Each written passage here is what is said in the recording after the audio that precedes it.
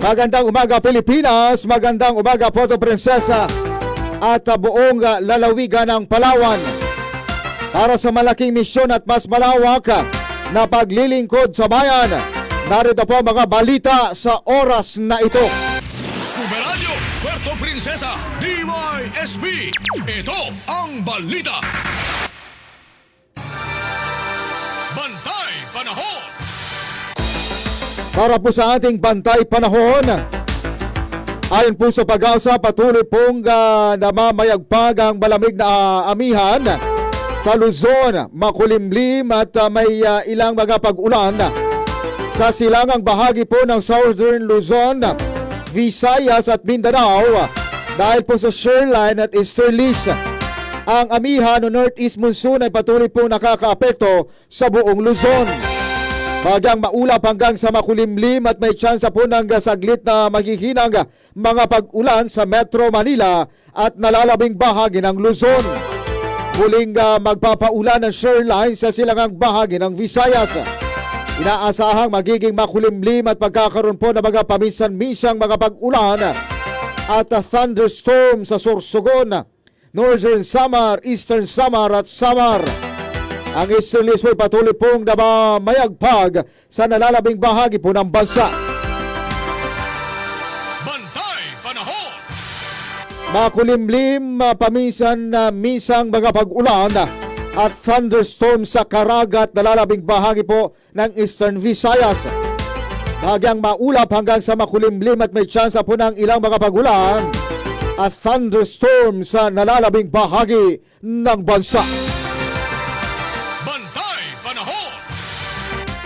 Ma'am Jemima Domini Ramos. Good morning po Super Wilmar. Merry Christmas in advance. Happy New Year. Greet ko lang po ang papa ko dyan sa Karamay ng advance Happy New Year. Domini family, Viray family, amblig kitang tanan, igkalion kita at ang Gino sa pag-abot ang New Year. Salamat. Salamat po Ma'am Jemima. Ma'am Angel Badal, thank you po sa pag-shout out. Salamat din po sa panunood at pakikinig. Tuloy-tuloy pa rin tayo. Ang buong Visayas at Palawan, kabilang ang Kalayaan Islands, makakaranas po ng bahagyang maulap hanggang sa maulap na kalangitan na may punong-punong pag-ulan at pagkidlat pagkulog dahil po sa easterlies. Ang Occidental Mindoro ay makakaranas ng bagyang maulap hanggang sa maulap na kalangitan na may pulo-pulo pong mahinang pag-ulan dahil po sa northeast monsoon. Ang Visayas ay makakaranas ng mahina hanggang katamtamang hangin mula po sa silangan hanggang hilagang silangan na may banayan hanggang kung katamtamang pag-alo ng dagat. Ang Palawan, kabilang po ang Kalayaan Islands at Occidental Mindoro ay makakaranas po ng katamtaman hanggang sa malakas na hangin mula hilaga hanggang hilagang silangan na may katamtaman hanggang maalong karagatan. Bantay Panahon. Alas 5:49 ang ating pong oras. Tuloy-tuloy pa rin po tayo sa ating pong mga balita. Puntahan po natin ang balita mula kay Super June Vice Bantaculo. Superradyo Puerto Princesa DYSB. Ito ang balita. Ito pong Philippine Coast Guard, nasagip ang 6 na sakay ng bangka matapos pong masiraan ng makina sa bayan po ng El Nido. Superradyo Local News. Alamin ho natin ang detalye ng balitang yan. Super June Vice Bantaculo sa detalye ng balita. Pasok! Nasagip sa isinagawang search and rescue operation ng Philippine Coast Guard ang mga sakay ng isang nasiraang motorbangka sa karagatang sakop ng Big Lagoon, El Nido, Palawan, Kamakalawa. Batay sa ulat, bandang alas 5:56 ng hapon nakatanggap ang PCG ng paghingi ng tulong kaugnay sa MBCI Aquaholic na nakaranas ng mechanical problem. Ayon sa kapitan ng bangka, nagkaroon ng gear lock malfunction ang makina na naging sanhi ng pagkawala ng kakayahang umandar. Namataan ng PCG SAR team ang MBCI Aquaholic at agad inalalayan ng bangka na makarating sa Telesfora El Nido. Ayon sa PCG, ang lahat ng 6 na kataong sakay ng bangka ay ligtas. Wala namang naiulat na pinsala o karagdagang insidente. Ako si John Vicer Bantaculo ng GMA Super Radio Palawan. Dapat totoo. Maraming salamat, Super June Vicer Bantaculo.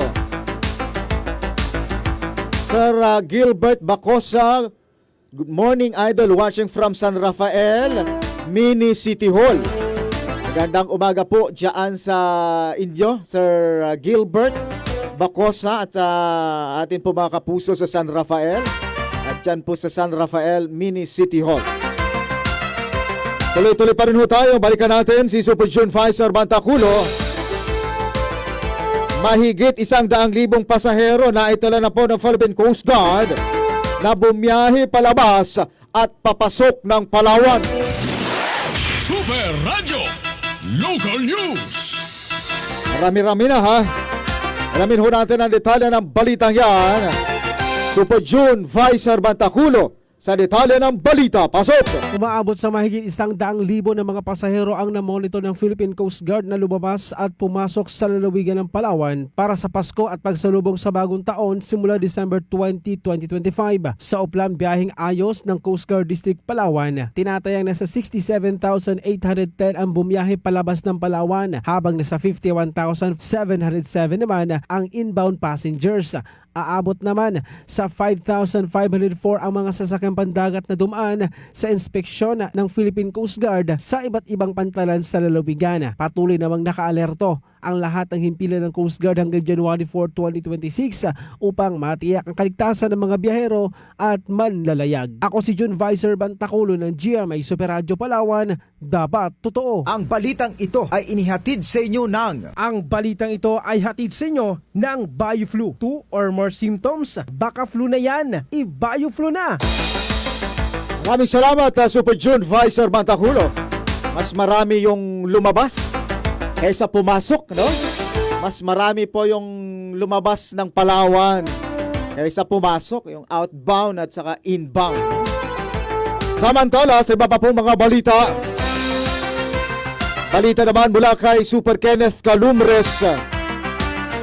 Super Radio Puerto Princesa DYSB. Ito ang balita. May-ari daw po ng tindahan arestado sa illegal home pagbebenta ng paputok. Ito naman dyan sa Inagawan Sub. Super Radio Police Report. Nakaraan may naaresto sa Bakungan, di ba? Ngayon ay Inagawan Sub naman ito. Lamin ho natin ang detalye ng balitang yan. Super Kenneth Calumres sa detalye ng balita. Pasok! Inarasto ng mga tauhan ng Police Station 3 ang isang lalaking may-ari ng tindahan dahil sa iligal na pagbebenta ng paputok sa barangay Inagawan Sub sa lungsod ng Puerto Princesa. Ang inaresto isang 63 anyos at residente ng nasabing barangay. Inaresto ito sa ikinasang bypass operation ng pulisya matapos magbenta ng paputok sa mga otoridad ng walang kaukulang permiso. Nakumpiska mula sa kanya ang tig-100 piraso ng kwitis at 3-star firecrackers na may tinatayang kabuang halaga na 1,750 pesos. Kasalukuyang nasa kustudiya na ito ng Police Station 3 at nahaharap sa kaso paglabag sa City Ordinance Number 379-2008 na nagre-regula sa pagbebenta, pamamahagi at paggamit ng mga paputok at iba't iba pang pyrotechnic device nang walang kaulang permit. Ako si Karat Calumres ng GMA Super Radio Palawan. Dapat totoo. Maraming salamat, Super Kenneth Calumres. Yan ho ang paalala ho ng ating po mga otoridad. Bawal ho yun pong pagbebenta ng mga paputok kahit kung saan-saan lang. No? May mga lugar po na pwede, dapat doon lang po magbenta. May mga inilang lugar sa atin dito dyan sa San Jose. So yung po mga sari-sari store, yung mga tindahan, hindi ho yun basta-basta. Yung tipong bibili ka ng maramihan, aangkatin mo dyan sa San Jose, tapos ibebenta mo dun sa inyo. Nako, madadali po kayo niyan. Mars Tabang, good morning Super Wilmar, Merry Christmas, Happy New Year po. Pa-shoutout kami rito sa Barangay Concepcion, ang Family Tabang, Family Acosta at Family Garciliano. Salamat po, it's me Mars Tabang ng Barangay Concepcion. Magandang umaga po sa mga taga Barangay Concepcion. sa Piro si Rudo. Good morning po, Super Wilmar watching from Barangay Mauyon. Advance Happy New Year sa lahat. Magandang umaga ho sa mga taga Barangay Mauyon. Well represented na yung mga taga Norte ha. May San Rafael, may Mauyon, may Concepcion. Magandang umaga po. Hinihintay na lang natin ang mga taga Pinduyan, taga Langogan. Para makumpleto na yung Norte. Samantala, sa iba pa pong mga balita, Sumeranyo, Puerto Princesa, DYSB. Ito ang balita. ang balita naman mula kay Super June Vicer Bantaculo. Ito hong pamahalaang panlalawigan nagsagawa ng gift giving sa mga dating rebelde at pamilya nito sa Puerto Princesa. Super Radio, Local News. Alamin ho natin ang detalye ng balitang yan. Super June Vicer Bantaculo.